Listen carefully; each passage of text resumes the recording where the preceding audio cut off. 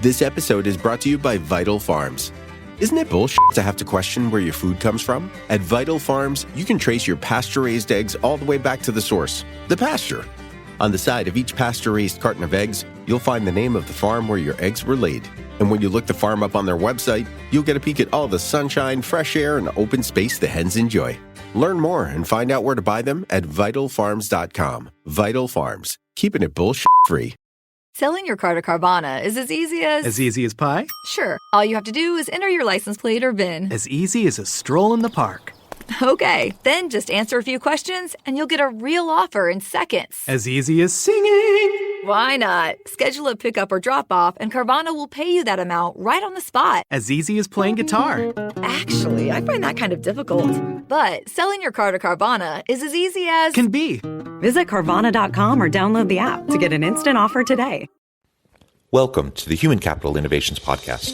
We're your source for personal, professional, and organizational growth and development, where we share original research, explore industry trends, and interview executives and thought leaders from across the globe. We hope you join us often for practitioner-oriented content around all things related to leadership, HR, talent management, organizational development, and change management.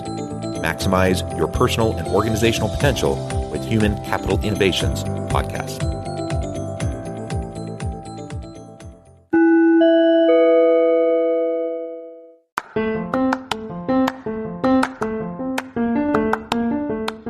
If you enjoy the Human Capital Innovations Podcast, enjoy ad-free listening by going to the Patreon page, and please consider contributing even at the producer or sponsorship level. And please leave a review. Thank you for your support.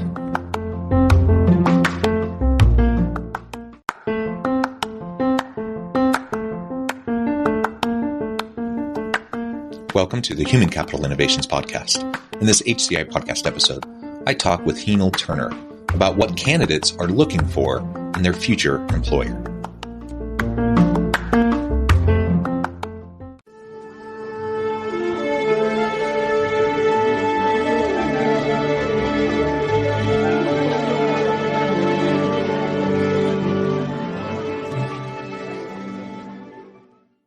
Heenle Turner, welcome to the Human Capital Innovations Podcast. Hi, thank you for having me.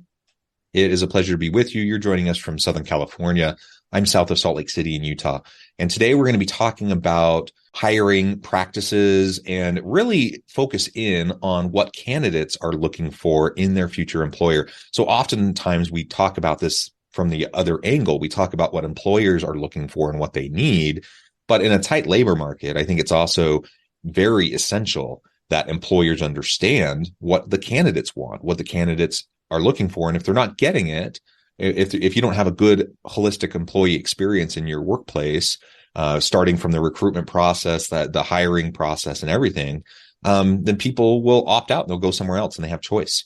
So we're going to be exploring what candidates are looking for in their future employer and unpack that a bit. As we get started, I wanted to share Heenle's bio with everybody. Heenle Turner is a certified HR professional with a passion for helping businesses succeed. She has provided HR consulting services to more than 200 businesses varying in size and industry. And her experience in sales, customer service, and people management has uniquely positioned her to partner with entrepreneurs and business leaders to recruit and retain a team of their own 5-star employees. And I think that's what we all want. We all want A players. We all want 5-star employees. But it's a challenge right now to attract, and then it's even more of a challenge to retain them and keep them around and engaged and really highly productive within our teams and within our workforce. Anything else that you would like to share with me or my audience by way of your background, your personal context before we dive on into the conversation? I think I think you said it well. And I think we can just jump right in. Okay. So let's start on the employer side. What would you be telling employers right now? What is like the top few pieces of advice that you would give them as they're going through the hiring process if they're looking to hire great people? Two things really come to mind. One is, you really, as an employer, you really need to be, very specific and intentional with your recruitment process. So, be very specific in the details of your job posting and, and be clear about what it is you're looking for in your candidates and what expectations you have for them. And the goal really should be to attract people who are interested in meeting the requirements that you have. And the more specific and detailed you can be with what you need, the better. So, for example, we recommend using a job posting that includes the like 3 to 5 key responsibilities plus what the success metrics are for those responsibilities.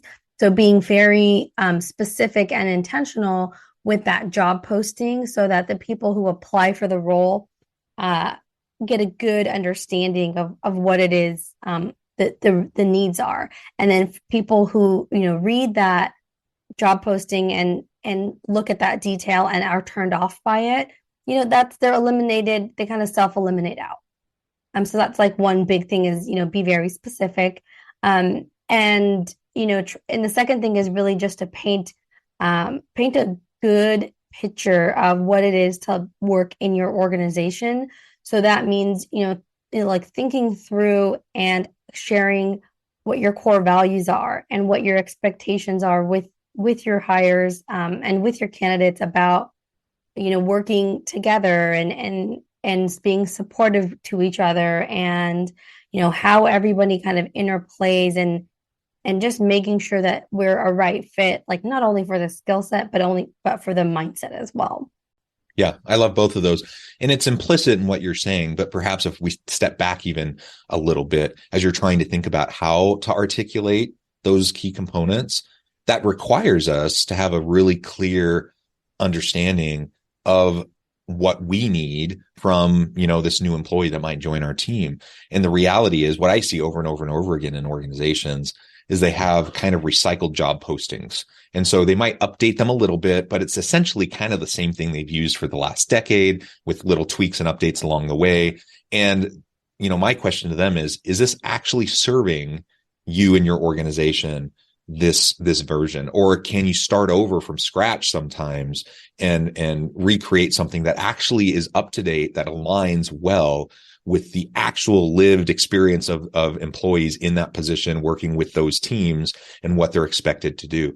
There's so often a mismatch between what the posting is and says, even when it's detailed, and what the organization or the hiring manager actually needs and wants.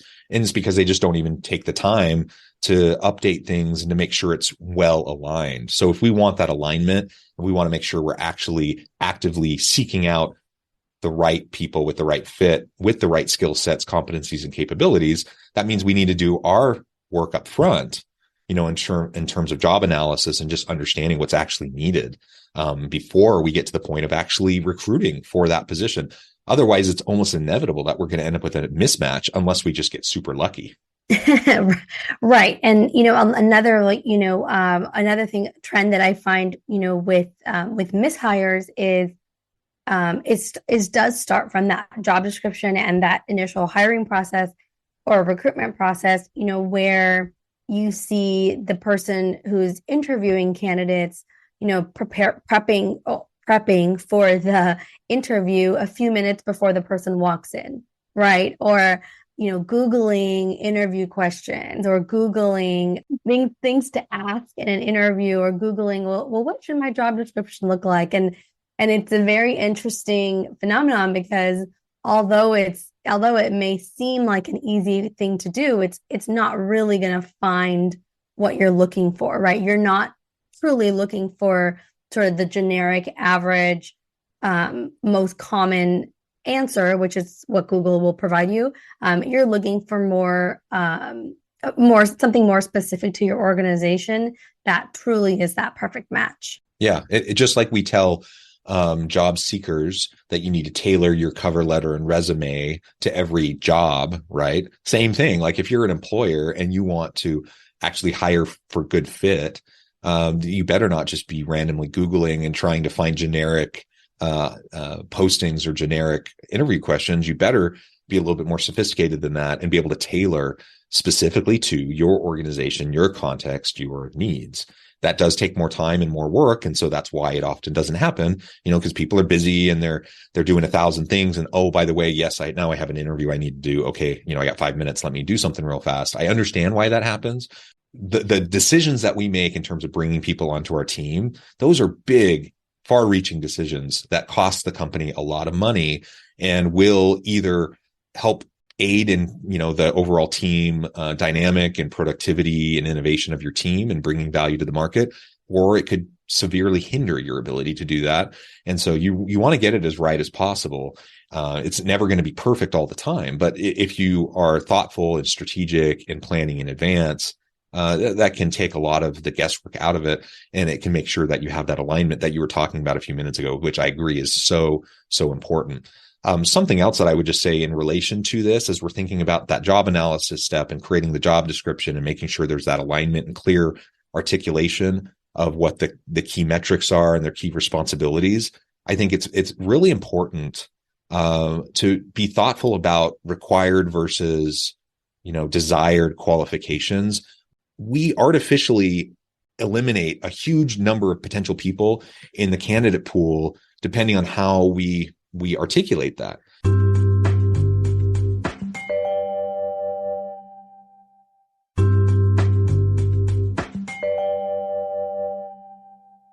And there's a lot of research on this. So let's take, for example, if we just look at gender bias and we look at gender differences, men will tend to, if they see a posting that's interesting to them, and again, this is a generalization, but generally speaking, if men see a position that's interesting to them and they check the box on, say, 40 to 50% of the required characteristics or competencies, they'll say, yeah, I'll go ahead and throw my name in the hat and see what happens. Women, on average, they need to be able to check the box on 90+% before they even feel like they can apply. And so if something is actually really required, by all means, put that down. But if it's not actually required, don't list it. Maybe put it in suggested or, recommended qualifications or whatever, but don't require it, because we know that that's going to eliminate a lot of potential female applicants. And then if we talk about like women of color or other diverse populations, they will end up self-selecting out before you even get to have the chance to interview them. So if we're trying to cast a broad net, and have this big funnel to bring in good people, let's make sure that we're doing what actually makes sense around those requirements. Another one that is kind of my own little pet peeve is it really bugs me when organizations have some arbitrary like number of years of experience on a particular competency, because I'm like, what does that actually mean? I could have 5 years of crappy experience doing XYZ. That doesn't mean I'm any more capable or qualified than anyone else. It just means I have 5 years of crappy experience. Whereas you could have someone who has a year of awesome experience, someone who's a self-starter, who's a learner, someone who's willing to, has passion and energy and is willing to put in the work to do it well. I would, every day of the week, I would rather have that second person than the first person. Yet because of the way we set up our systems, a lot of times we give preference to those other people who actually aren't going to help us succeed. So we need to just be thoughtful about all of that. Yeah. And it's another thing, like, when I'm explaining your sort of, when we talk about, basic, qualifying questions and kind of entry point into sort of the real, like the pool of consideration, you really have to think about like, what's the minimum level of education or experience necessary. And a big, I think, point of confusion is people, or a lot, probably a lot of business owners or managers look at the people on their team and they say, okay, well, this person has, 15 years of experience, but they've been working for you for 10 years. So I need somebody who has 15 years of experience. So for instance, and that's just not the case, right? You have to think about what the job is and really understand if you need any experience at all, or if anything is trainable, right? Especially when it comes to like systems, like you don't need experience using this, or this. You could probably train somebody in that. So you have to like distinguish between what it is you want. And oftentimes, people just take something that they found on Google, or to your point, something that they used 10 years ago, and just, change the date and be like, oh, here we go. And they wonder why there's no candidates out there. And it's like, well, I mean, there's candidates, but every job posting is exactly the same. So Yeah. Or the other thing happens. So you either have this generic posting that doesn't actually fit the current needs. And then you have people that go to the other extreme where it's so detailed, where they have so many requirements that you're like, what person actually fits this? Like this is like the unicorn kind of position. That if you think you're actually going to get a decent pool of candidates with all of this long checklist, wish list of things that you think the ideal candidate would have, well, guess what? Like, good luck. We're not in fairyland. You're not going to get that person. And so we have to have a reasonable level of like specificity and clarity and alignment around what we need, but also not overly restricting and limiting ourselves in the pool of potential candidates we can get. And all of this gets communicated initially through that job posting. Once we get past that, then you start, hopefully you have a good screening process, a good interviewing process, all of those things, and then eventually a good onboarding process and such. Let's switch the script a little bit now and look at it from the other point of view, from the candidate point of view, because again, today it's a tight labor market. So potential employees and potential workers, they have more power, they have more voice, they have more options. They can go a lot of places, especially if they're talented and skilled. They have a lot of options. And companies are really fighting over these people who are really great. So what do you see, these top candidates, what are they looking for in this future employer? Because just like in an interview process as an employer, I'm interviewing somebody that might work for me. Hopefully there's a good fit. But on the other side, and I tell my students this all the time, you are interviewing the company just as much as they're interviewing you. And you are looking for a fit also, because you don't want to pigeonhole yourself or have your career derailed because you end up working for a crummy boss, for a crummy organization. So it does go both ways. What types of things do you see candidates really looking for in their future employer? So there's two main things that come to mind.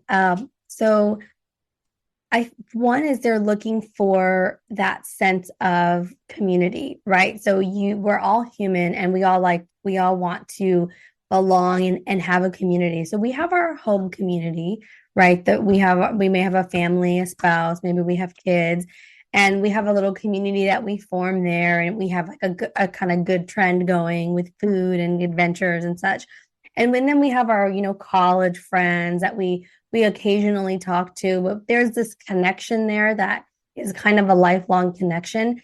And now, we're looking for our work community, and we're looking to have a best friend at work and another community that we're part of.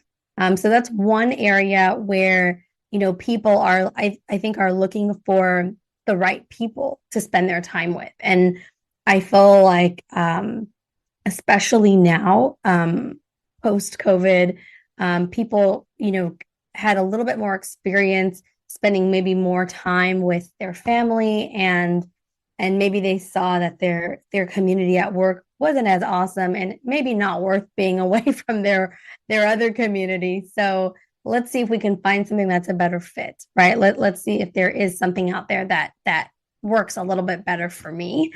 And then the second thing I think they're looking for is they do want to, it's this sudden, epiphany that, wow, time is limited.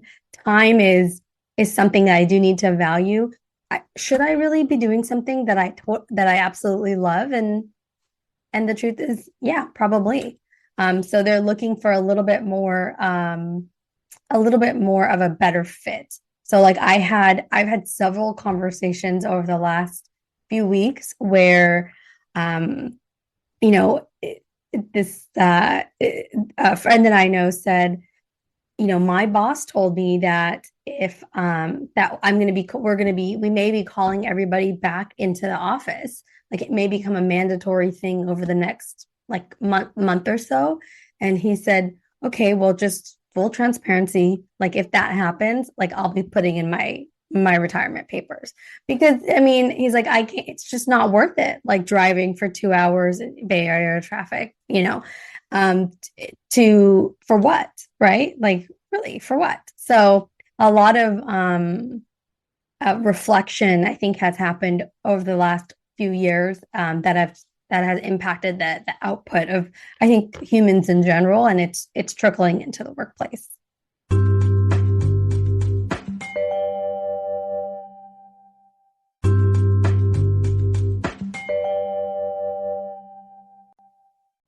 Yeah. So as you're describing that, what I'm hearing is that candidates are looking for, of course, ongoing flexibility in how, when, where they do their work.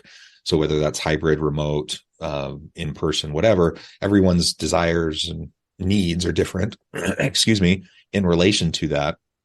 And so they want that kind of flexibility. They also want work that they derive meaning and purpose from. So they don't want to do mindless work, and where people may have a few years ago even been like, okay, I'm willing to pay my dues. I'm willing to do this crummy work, this mindless work. It's soul sucking, but I'll put in my time. The organization will see my commitment to them, my loyalty. I'll be rewarded, etc. And that's not playing out. They just kind of keep on getting piled on, and especially as there's been a tight labor market and people leaving, and you're not able to replace everybody. People's burdens get deeper and heavier and heavier, deeper. And so the burnout gets higher, and people are just saying, no, this just isn't worth it. I'm not going to endlessly put out more effort, time, and energy for an employer that actually has no commitment or loyalty to me. And so they're reevaluating, and they're taking stock of what's most important. And so they want stuff that's meaningful, that's purposeful, that's going to help them develop in their career. And they expect that from their employer. And if they're not getting it, they're probably going to leave, or at least they're going to recalibrate their effort. That gets into like the whole conversation around quiet quitting and such. I think it's also just super important to recognize, as we think about what candidates are wanting right now, that of course we make generalizations across like age cohorts, and there's some insights that come from that. But we also need to just recognize that everyone's different. Everyone's an individual. And so we need to have ongoing conversations with our people. As leaders, we need to talk with our existing people, have stay interviews, try to understand why they're there, what they need, what they want, so that they hopefully don't leave, so we can support them. That'll also give us better insight as to, what we need to be communicating to potential people who might join our team, so that we can enhance the employee experience, so that we can become an employer of choice, so that top-notch people will want to come to us. And word spreads. I mean, there are platforms out there, Glassdoor reviews, etc. Like, there are ways that people share that information. People know the great places to work. They know the crummy places to work. And you better be thinking about that and putting in the time and the effort to make your place a place where people want to be, where they want to stay, where they're going to actually suggest to a friend, hey, come work with me at this place because it's awesome. And you'll actually start to build that reputation, and it'll be easier for you to get great people. Candidates want to work at a place like that. They want to work at a place where they get excited to get up in the morning, to go to work, to do something really cool, where they feel supported, where they have the resources they need to do cool things. And that's not to say that nobody expects to love everything they do 24/7. They know that you go to work and there are going to be sometimes you have to do stuff you don't like.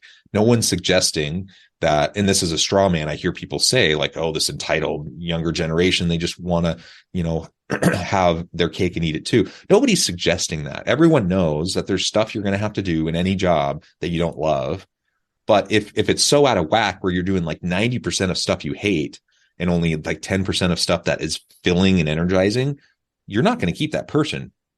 End of story. If you can find ways to redesign the work and balance that out a little bit. So yeah, people are doing stuff that maybe it's not their favorite, maybe it's not what they love to do, but it needs to get done.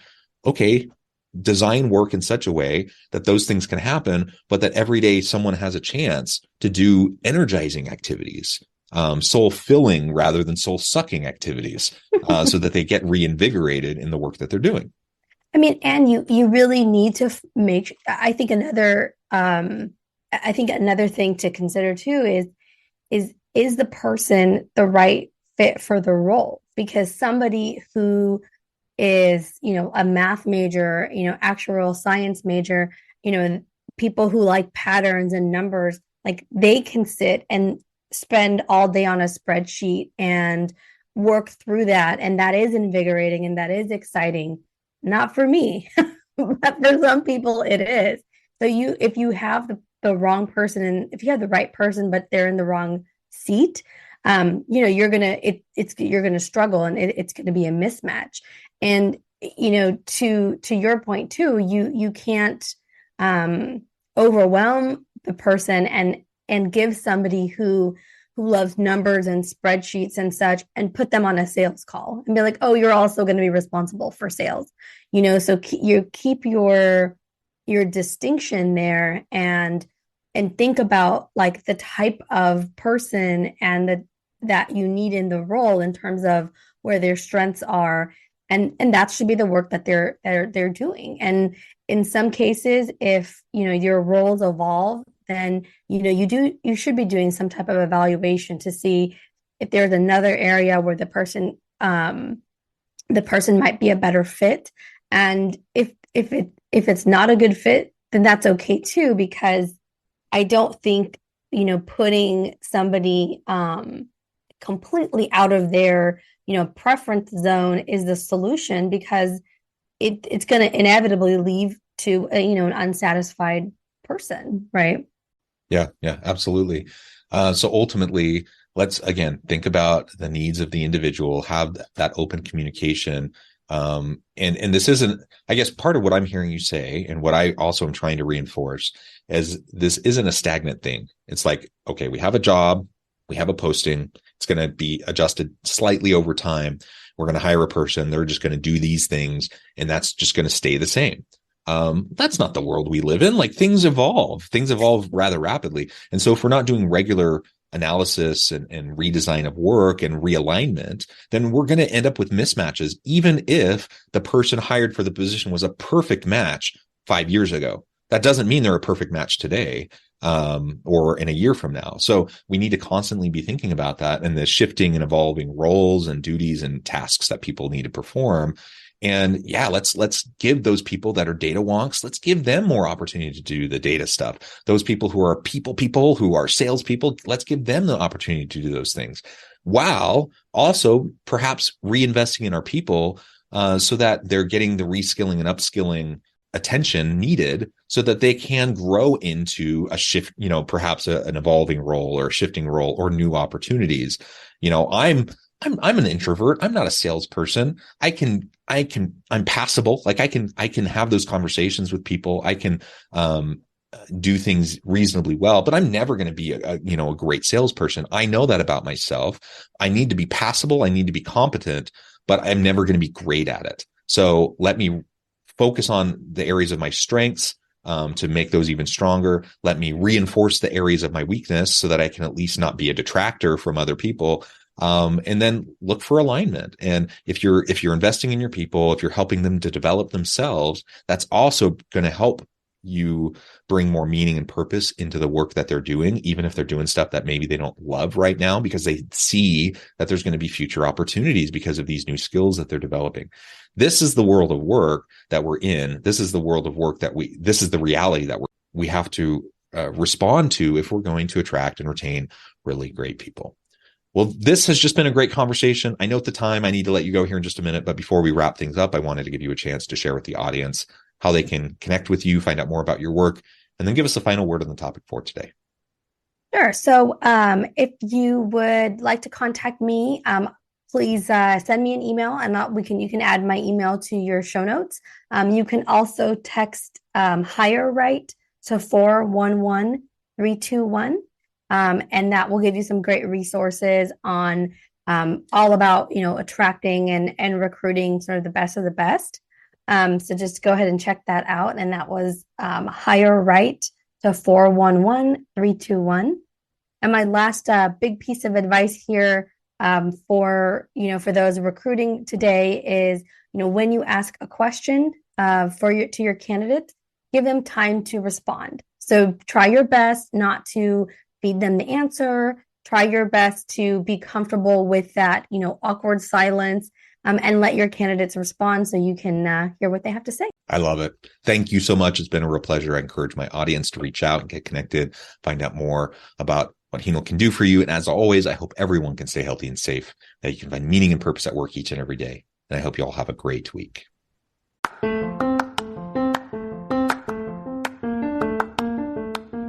you enjoy the Human Capital Innovations podcast? Enjoy ad-free listening by going to the Patreon page. And please consider contributing even at the producer or sponsorship level. And please leave a review. Thank you for your support.